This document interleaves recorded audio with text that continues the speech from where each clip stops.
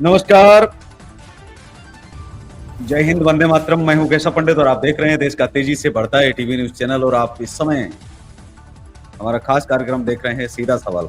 और हमारे साथ चर्चा में मौजूद हैं रामचेतन त्यागी जी महाराज, जो राष्ट्रीय अध्यक्ष हैं समस्त संत समाज त्यागी मोर्चा के। बहुत बहुत स्वागत है महाराज जी आपका। हमारे साथ में डॉक्टर आशीष चतुर्वेदी जी हैं। डॉक्टर आशीष चतुर्वेदी जी प्रदेश अध्यक्ष हैं समस्त संत समाज त्यागी मोर्चा के। बहुत बहुत स्वागत है आपका चतुर्वेदी जी चैनल पर। जी भाई साहब प्रणाम। और सबसे पहले मैं महाराज जी को कोटि कोटि प्रणाम करना चाहता हूँ, जो हमारे राष्ट्रीय अध्यक्ष संत समाज त्यागी मोर्चा के जो राष्ट्रीय अध्यक्ष है। और हमारे साथ में महेश पाल सिंह जी हैं, जो पत्रकार भी हैं, समाज सेवी भी हैं और आज के मेहमान भी हैं। बहुत बहुत स्वागत है महेश पाल जी आपका भी। बहुत बहुत धन्यवाद सर आपका। तो शुरुआत हम करते हैं रामचेतन त्यागी जी महाराज से ही, क्योंकि आज का जो विषय हमारा है वो साफ है कि उत्तर प्रदेश में आर पार, हरियाणा जम्मू में किसकी सरकार, और इस पर आज जो है वो धारदार डिबेट होगी, तीखे सवाल भी होंगे। महाराज जी, आपको क्या लगता है कि हरियाणा में सरकार किसकी बनेगी? क्योंकि लगातार जिस तरह से विरोध हो रहा है भाजपा के ही गढ़ में, क्या आपको लगता है कि इस बार उनको कोई बचा पाएगा हरियाणा में? और जम्मू कश्मीर में जिस तरह का खेल हो रहा है, देखा ही जा रहा है कि चुनाव में जब वहां के डिबेट भी आपने देखे होंगे, तो ग्राउंड जीरो पर पत्रकार भी ले रहे हैं और वहां लोगों का जो हाल पूछ रहे हैं, वो कह रहे हैं कि हम तो भाजपा से पीड़ित हैं। जब उनसे सवाल किया गया कि पत्थर आप नहीं चला पा रहे हैं, तो बोले कि पत्थर तो इसलिए नहीं चला पा रहे हैं क्योंकि हमारे घरों में हमें बंद कर दिया है। मतलब पत्थर चलाना चाहते थे, तो उनको शांति पसंद नहीं है। उनका साफ कहना है कि ये जो काम हुआ है ये कोई काम नहीं है, ये तो इसलिए बंद करवाया गया, अब हमारे पास काम नहीं रह गया, हम तो बेरोजगार हो गए साहब। तो वो जो दिहाड़ी मजदूरी जो थी बेचारे पत्थरबाजों की, मासूम शांति दूतों की, आखिर क्यों सरकार ने बंद करवा दी? 60 सालों से तो चली रही थी, झेल ही रहा था देश, तो और थोड़ा चलने दे दिया जाता है। क्योंकि वहां के लोग नाराज हैं योगी जी से, भाजपा से, मोदी जी से, अमित शाह जी से, समस्त भाजपा से, क्योंकि उनका रोजगार छीन लिया गया। उनका बहुत प्रमुख जो धंधा था वो छीन लिया है भारतीय जनता पार्टी ने। और उनका साफ कहना है कि अगर आप रोजगार दे नहीं सकते तो रोजगार छीनने के कैसे आप अधिकारी हो गए? जी महाराज जी। ऐसा है प्रभु, मैं सटीक कुछ कहना चाहता हूं। आज तक हमारे देश में जितनी कानून बनी वो हिंदू विरोधी बनी और मुस्लिम के हित में बनाई गई। जितनी भी सारी कानून बनाई गई वो सारी मुस्लिमों के हित में बनाई गई। और जितने भी हमारे देश में आतंक हुए और हमले हुए वो सारे हमारे पार्टियों के द्वारा मुस्लिम जो विदेशी आकर घुसपैठी बसाए गए उनके द्वारा विस्फोट कराया गया, काटमार कराया जा रहा है, आज भी कराया जा रहा है। 100 चोर और एक साहूकार, 100 चोरों को एक साहूकार नहीं भा रहा है। योगी मोदी जो है उनके आगे पगई पीछे पूछ, उनको ना धन की जरूरत ना दौलत, उनका 100 करोड़ जनता है, वही परिवार है। उन्हें देश बचाने, सनातन धर्म बचाने का उनका आगे कदम बढ़ते हुए देखकर 100 चोर उनको जो है पेट खोल रहा है। और जो आतंकवादी लव जिहादी रोगियां जो बांग्लादेश से, पाकिस्तान से भर करके आए हैं 7-8 करोड़ की संख्या में, वो हमारे देश पर विस्फोट करना, ईटा पत्थर चलाना, सरतन से जुदा करना, जमीनों पे कब्जा कराना, लाखों मस्जिदें बनाना, करोड़ों की संख्या में इमारतें बनाना, जंगल सरकारी जमीनों पर कब्जा करना कांग्रेस का काम रहा।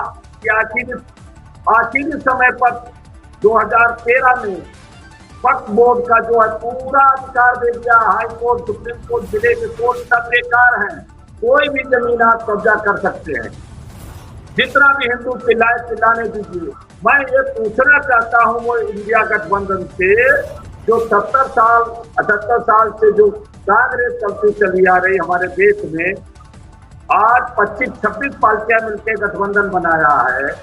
वो कहते मेरे बाप की जागीर है। मैं मानता हूँ मुल्ला मौलाना कहते हैं हमारे बाप की जागीर है, तो वो हमें ये प्रूफ दिखाए जो तुम्हारे दादे परदादे ने तुमको संपत्ति दी है। और हमारे कई लाख बरस पीछे देख लीजिए, जो बड़े बड़े राजा महाराजाओं ने, जैसे राजा बलि, बड़े बड़े ऐसे कई राजा रहे जिन्होंने ब्राह्मणों को संपत्ति दान दी, जिन राजाओं की सारी संपत्ति थी, जो कई देश में आज भारत सरकार दावा करे, अफगानिस्तान, पाकिस्तान, आपका चीन हो, चीन का बॉर्डर हो, चाहे आपका सऊदी अरब हो, ऐसे कई कंट्री देश हमारे हैं, उन पर दावा करें कि वो दिखाएं दस्तावेज, उनको दान किसने दिया, ब्राह्मण, ये सब दिखा सकते तक आते हैं जी, आप तक पलट के आते हैं। हमारे साथ में इस वक्त मान सिंह जी आ गए हैं और देवराज शर्मा जी भी हमारे साथ जुड़ गए हैं, तो मान सिंह जी से भी सवाल ले लेते हैं। मान सिंह जी, आवाज पहुंच रही है आप तक? आप अपना ऑडियो ऑन करिए प्लीज, आपका ऑडियो बंद जा रहा है। मान सिंह साहब, आपका ऑडियो बंद जा रहा है, आपका ऑडियो बंद जा रहा है। नीचे आप देखिए कि यहाँ पर कैमरा होगा, वहीं पर एक ऑडियो का बटन होगा, उसको आप क्लिक करेंगे, ऑडियो आपका ओपन हो जाएगा। देखिए ऑडियो बंद है आपका, ऑडियो पर क्लिक आप कीजिए, वही स्क्रीन के नीचे ऑडियो का बटन होगा। चलिए आप रहे साथ में, हमारे देवराज शर्मा जी जुड़े हैं। देवराज शर्मा जी, आवाज आ रही है आप तक? जी, अभी मैं भी आपसे जुड़ गया हूँ। बताइए, आवाज आ रही है हमारी? हाँ जी, बिल्कुल आपकी आवाज आ रही है। मान सिंह साहब आप तक भी आते हैं और महेश पाल साहब आप भी बने रहें। देवराज जी, जो सवाल राज जी ने कहा है कि योगी जी, मोदी जी क्या ले जाएंगे, क्योंकि वो तो साधु संत आदमी है, उनके ना कोई आगे है ना पीछे है, यही तो सवाल जो है, इसी का जवाब तो कांग्रेस भी दे रही है। वो कह रहे हैं कि हमारे राहुल भैया भी जो है वैसे ही हैं, उनके भी कोई आगे पीछे नहीं है, किसके लिए कमा के जाएंगे, किसके लिए करके जाएंगे। और उनके तो नाना जी जो है बहुत बड़े पंडित थे, पंडित जवाहरलाल नेहरू देश के प्रधानमंत्री भी थे, आजादी में बहुत बड़ा नाम था उनका, आंदोलन में भी बहुत बड़ी जो है उन्होंने अपनी सहभागिता भी दिखाई, देश को आजाद भी कराया। क्या कहेंगे आप, राहुल गांधी के भी तो आगे पीछे कोई नहीं है, अगर मोदी और योगी जी के आगे पीछे कोई नहीं है। जी महाराज जी, आप तक आते हैं। पहले देवराज जी का हम सवाल जो है उनका जवाब जान लेते हैं कि वो क्या कह रहे हैं इस मुद्दे पर। जी, ये बात सही है कि मोदी जी और योगी जी के कोई नहीं। आप कहाँ बोला जी, जिनको कहें तब बताएं। जी देवराज साहब, हमको बोल दिया था बोलने के लिए। क्या कहा था? बोलने जी के जी लिए। आप बोलिए। देवराज जी आप बोलिए। हाँ, क्या बोली? ये बात बिल्कुल सही है कहने के लिए फिजिकली कि मोदी जी और योगी जी है, दोनों के कोई नहीं है, और राहुल गांधी जी के भी कोई नहीं है। लेकिन बात इससे नहीं यहीं पर खत्म हो जाती है। बात वहां पर है जो अपनी राष्ट्रीयता और जो अपने देश प्रेम की बात होती है, और देश के लिए मरना, जो कि पता लगा अपने जन्म के 18 साल से ही 14 साल से ही वो इतना देश के लिए कोड़ते रहे, मरते रहे, और आज उनको मौका लगा है कि, और ये बात हमें राहुल गांधी जी में कहीं पर भी नहीं दिखाई देती है कि वो इस देश के लिए एक होने के लिए, राष्ट्रीयता के लिए सोचते हो जाके, वो हमेशा टुकड़े टुकड़े करने के लिए उनके साथ खड़े होते हैं। जी, ये फर्क मैं दोनों में महसूस करता हूँ। ठीक है, मैं मान सिंह जी से भी जो है एक सवाल ले लेता हूं, क्योंकि वो भी हमारे साथ में जो है जुड़े हुए थे। सिंह साहब, आवाज आ रही है आप तक? हाँ, आ रही है जी, पुलिस विभाग में भी आप लंबे समय तक जो है आप अपनी सेवाएं देते रहे देश को, तमाम जो है आपका एक लंबा अनुभव भी रहा है इस देश के अंदर, क्योंकि समाज के बीच में और कहीं ना कहीं जो है पुलिस प्रशासन के बीच की जो एक बड़ी छोटी सी पतली सी रेखा है, जिसे एक आम आदमी तो नहीं समझ सकता, लेकिन सिस्टम के अंदर गया हुआ व्यक्ति सिस्टम की बारीकियां भी समझता है, सिस्टम की वो चीजें भी समझता है जिनको शायद बाहर के लोग न जानते हों। मैं आपसे समझना चाहता हूं कि क्या 60 सालों में जिस चीज को लेकर के लोग बदलाव चाहते थे, उस कड़ी में क्या सरकार ने कितनी मेहनत की है पुलिस प्रशासन पर कि उसको और सुधार की आवश्यकता है या नहीं? सीधा सवाल आपसे ये है कि वर्तमान दौर में क्या जरूरत नहीं है? 15 वर्षों से योगी और मोदी जी भी आए हों, वही बात पहले कहते थे। भगत सिंह का भी अंतिम लक्ष्य था कि कहीं ना कहीं पुलिस प्रशासन में बहुत सुधार की जरूरत है, इसको बहुत बेहतर संसाधनों की भी आवश्यकता है। तो क्या अगर हम विदेशों की बात करते हैं कि हम इसको ये सिटी बना देंगे, लखनऊ को पेरिस बना देंगे, उसको ये बना देंगे, तो क्या हमारे यहाँ जो है जो पुलिस है, प्रशासन है या जो सिस्टम है, क्या उसको भी बदलने की आवश्यकता है वर्तमान में? जी देखिए, ये मैंने 37 साल पुलिस में नौकरी किया है। मैं रिटायर्ड बताया इंस्पेक्टर हूँ, लेकिन मैंने जी, ये आप देखा थोड़ा सा जमीनी पीछे आप आ स्तर जाइए। पर शासन आप थोड़ा सा सरकार में जमीनी स्तर हाँ। पर जी जमीनी स्तर पर जो है सरकारी मशीनरी को स्वतंत्र रूप से कार्य करने का मौका नहीं मिलता है। जी इसीलिए भ्रष्टाचार को बहुत बढ़ावा मिलता है। और चाहे किसी भी विभाग को ले लीजिए, मैं तो पुलिस में देखा है कि जो नीचे लेवल पे अधिकारियों से मिलकर के जो गलतियां कर रहे हैं वो हम लोग नहीं, शासन सरकार नहीं देख पाती है। ऑफिस में बैठे अधिकारी नहीं देख पाते हैं।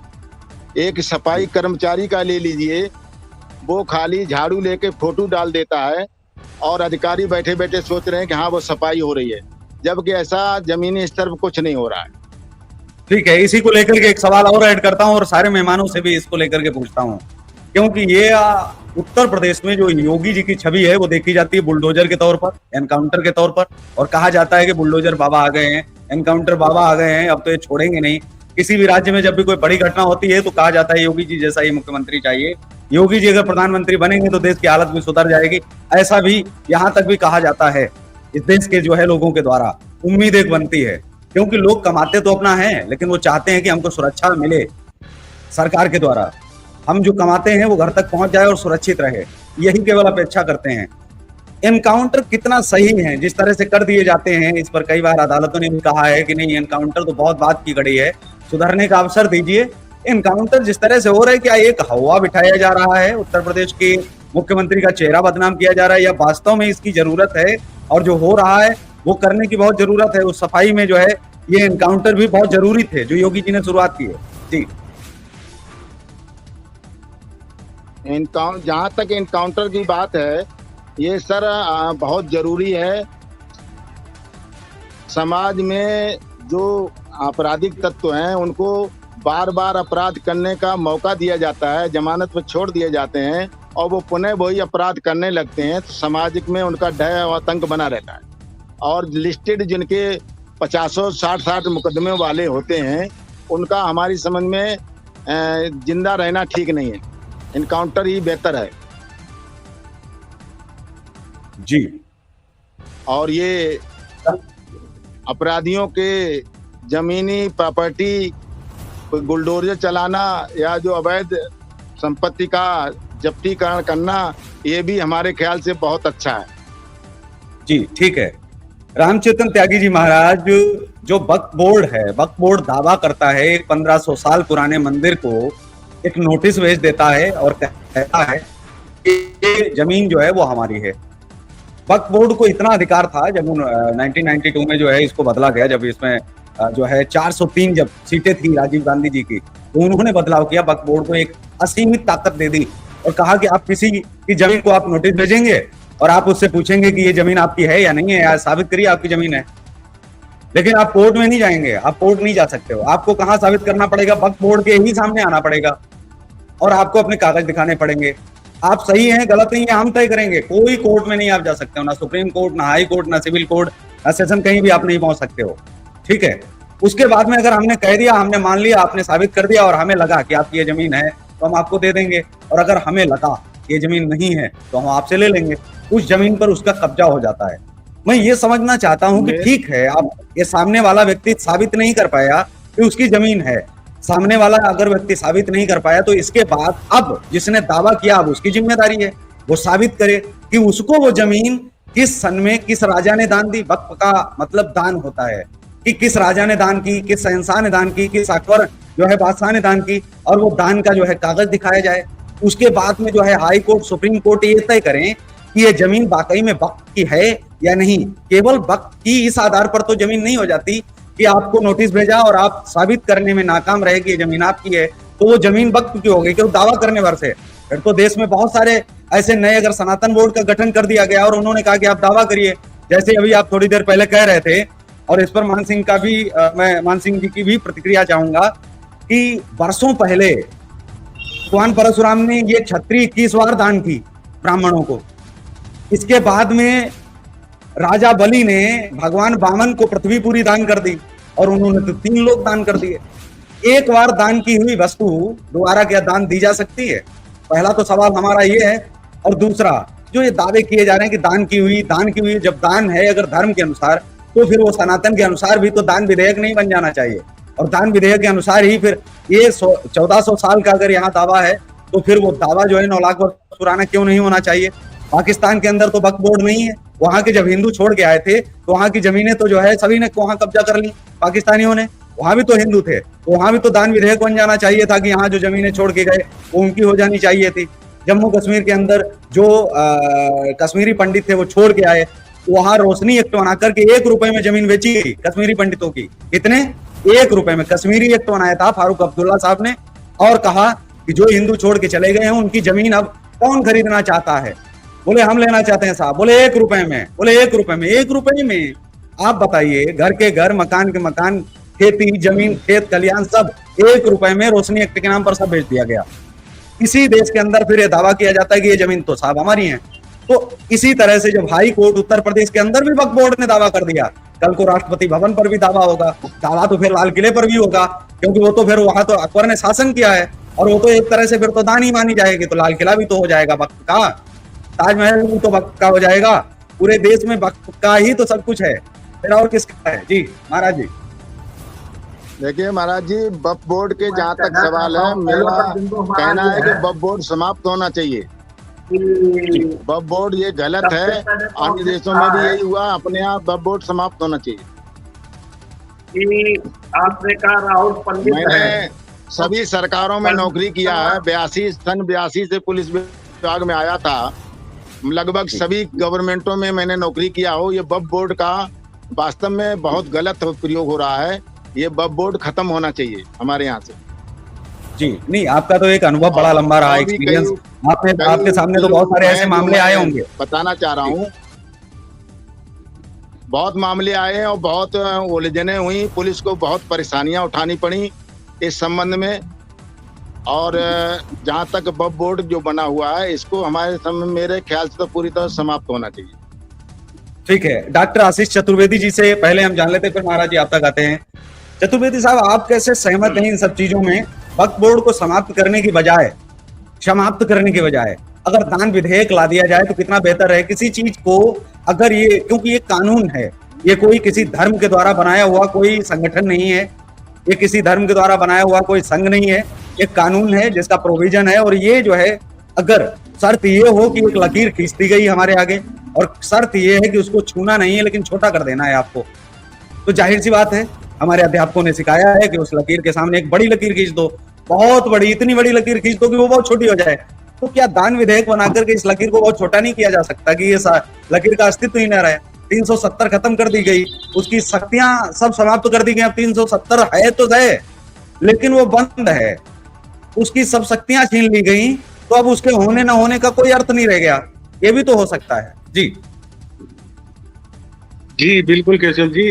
अब मोदी जी और माननीय श्री योगी जी के शासन में भारतीय सनातन धर्म है वो इतना मजबूत हो गया है कि अब इस विधेयक में संशोधन करना बहुत अत्यंत आवश्यक हो गया। और माननीय राष्ट्रीय अध्यक्ष रामचंद्र त्यागी जी महाराज जी के दिशा निर्देश अनुसार हम लोग प्रदेश और राज्य स्तर में भी संगठन को जोड़ने में संगठन को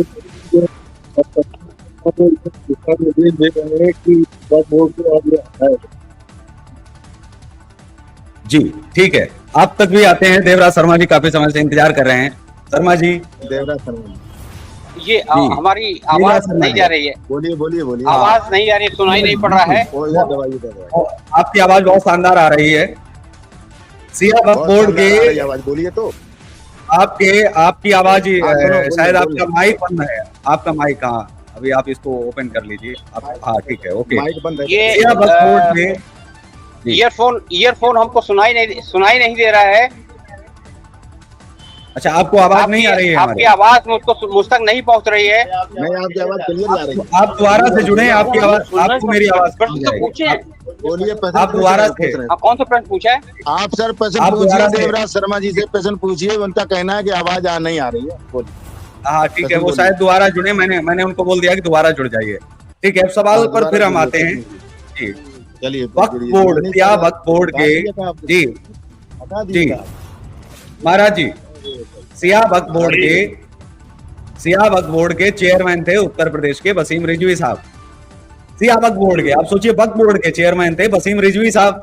वसीम रिजवी जी राम मंदिर की जो है, राम मंदिर बनने के बाद में क्या काम करते हैं, धर्म त्याग देते हैं और त्यागी ही बन जाते हैं। वो तो इस समय वसीम रिजवी से त्यागी बन चुके हैं, हिंदू धर्म सनातन धर्म अपना लिया है वक्फ बोर्ड के चेयरमैन ने, और यहाँ वक्फ बोर्ड पर लड़ाइयां हो रही हैं।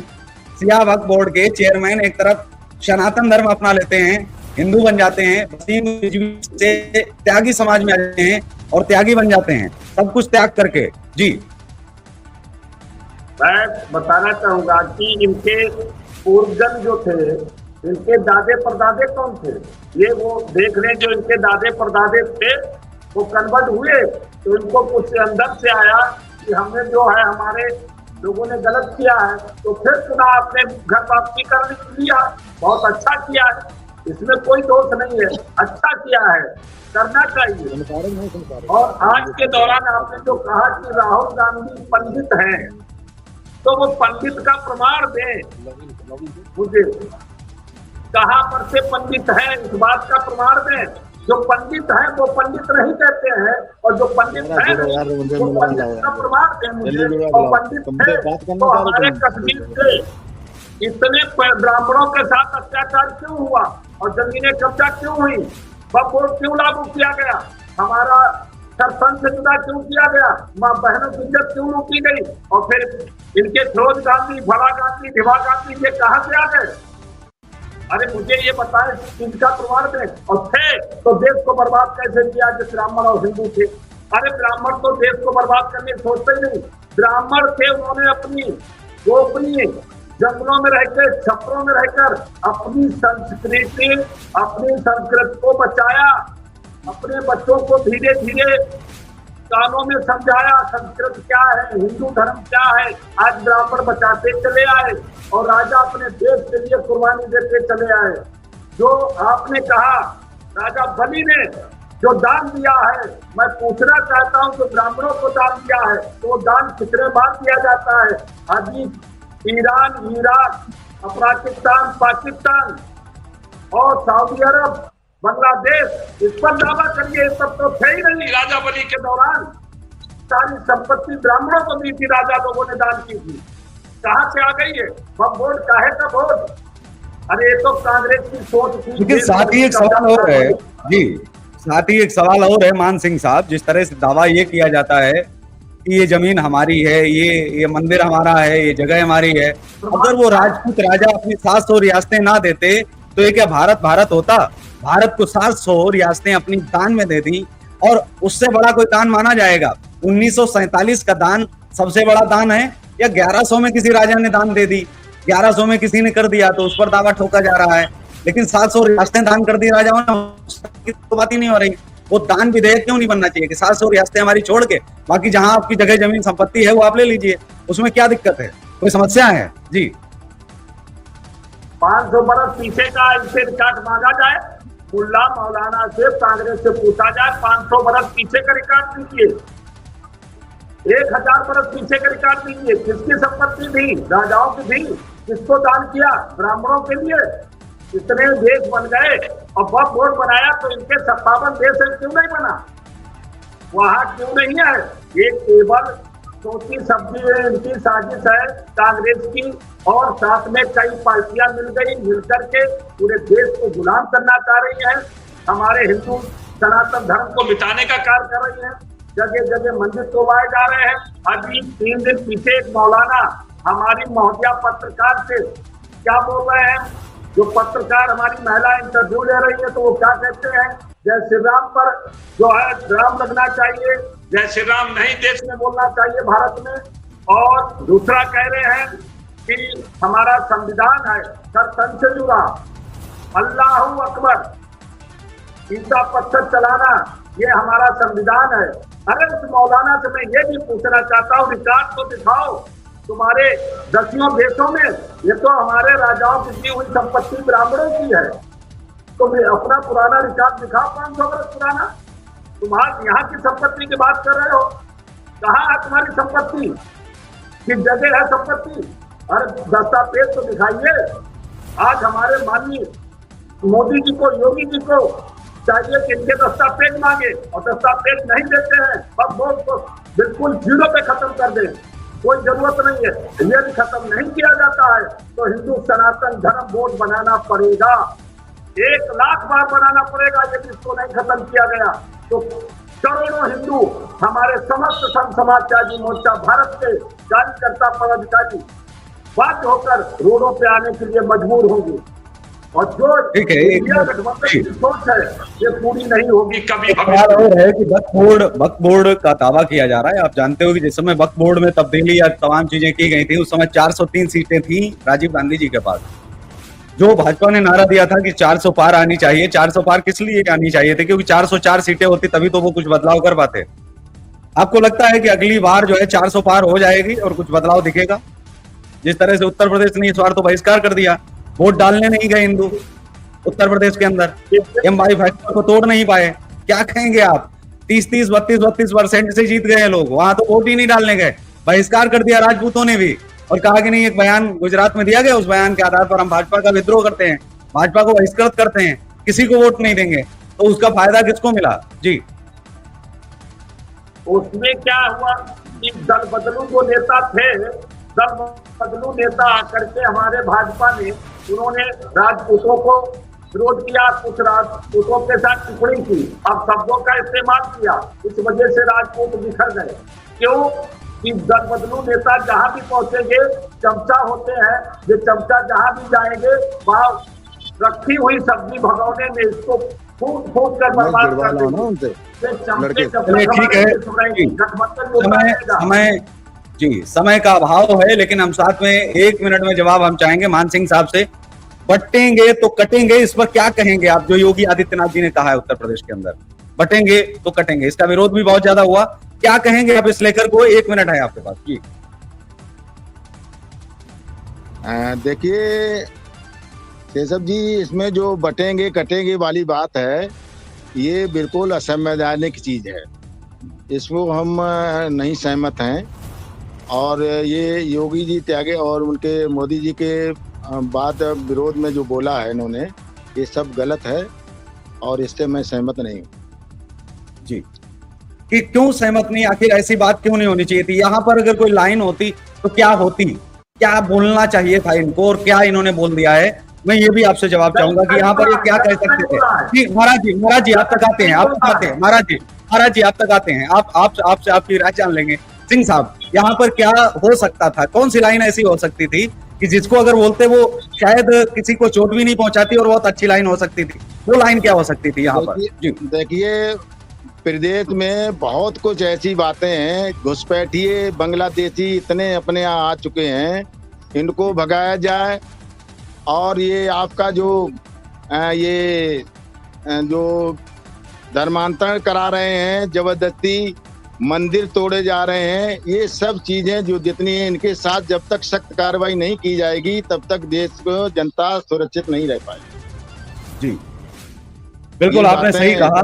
चलते चलते बस इतना ही कहेंगे कि उत्तर प्रदेश की जो है पुलिस प्रशासन को अगर अच्छे संसाधन दिए जाएं, अच्छी चीजें दी जाएं, मुहैया करवाई जाएं, विदेश की तर्ज पर उनका जो है कहीं ना कहीं जो नवीनीकरण कर दिया जाए, नामकरण के साथ साथ में नवीनीकरण भी बहुत आवश्यक है। अगर वो हो जाए तो अपराधियों पर नकेल तो कसी ही जाएगी, अपराध पर भी नकेल कसी जाएगी, अपराध भी कम होगा। जो अपराध जो हर वर्ग में, हर जाति और हर धर्म में व्याप्त है, हर धर्म में और हर जाति में वो अपराधी हैं, ऐसा नहीं है कि एक ही धर्म में अपराधी हैं। बलात्कारी जो हैं वो एक ही धर्म में होते हैं, वो भी हर जगह हैं। केवल जमीन पर कब्जा करने वाले एक ही धर्म में होते हैं, वो भी हर धर्म में और हर जाति में हैं।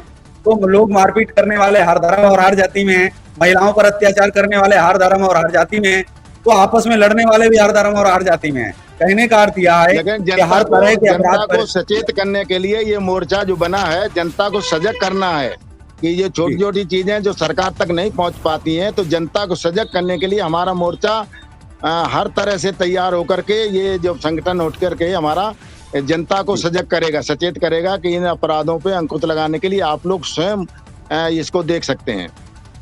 बिल्कुल। मैं इसी के साथ इस कार्यक्रम में तो विदा लेना चाहूंगा, लेकिन अगले कार्यक्रम में मान सिंह साहब को फिर आप दोबारा सुनेंगे नए सवालों के साथ और नए जवाब, शायद बहुत बेहतर, क्योंकि जो इनका एक अनुभव है वो भी साझा करेंगे और वो हमारे दर्शकों तक भी पहुंच पाएगा, तो वो संदेश को भी समझ पाएंगे। महाराज जी आपका भी धन्यवाद बहुत बहुत सर। आभार जी। बहुत बहुत धन्यवाद सर आपका। पहली बार हमको वार्ता करने का मौका मिला, नहीं तो डिसिप्लिन महकमे में रहने के बाद कहीं पर ऐसे मंच पे बात करने का मौका नहीं मिला। मैं बोलना चाहता हूँ देश के लिए, 2 शब्द मैं बोलना चाहता हूँ कि जो योगी जी ने बोला है, जो बटेंगे वो कटेंगे, वो सत्य का है कि हम 4 हैं, 4 जगह होंगे तो एक एक करके चारों जगह हम काट दिए जाएंगे। जो चारों एकजुट हम एक साथ चलिए, हम हैं, तो हम इस विषय पर लंबी बहस होगी, इस विषय पर लंबी जी इस विषय मैं हिंदू हूँ, हिंदू का शब्द रखिए, जातियों में मत बटिए, हिंदू है, विषय पर हिंदू है। इस विषय पर हम अगली डिबेट रखेंगे और नेताजी बोस भी उसमें शामिल रहेंगे, उनके आजाद हिंद फौज की भी चर्चा हम करेंगे, जहां पर हर धर्म और हर जाति को एक मैसेज भी जाएगा। त्यागी समाज तो बहुत बड़ा समाज रहा है, जो हमेशा से हिंदुओं में अगर जब बात किसी को आज भी मुस्लिम जब कन्वर्ट होता है ना, कमाल की बात आपको बताऊं, तो सबसे पहले त्यागी समाज में आता है, त्यागी बनता है वह, क्योंकि वो सब कुछ त्याग के आता है। तो ये बड़े उसकी बात है जो शायद बहुत कम मंचों पर देखने को सुनने को मिलती हो और लोगों ने कम अध्ययन और रिसर्च किया हो। लेकिन मैं आप जानते हैं कि इतने वर्ष हो गए हैं पत्रकारिता में और इन सब चीजों को मैं लगातार उठाता हूँ।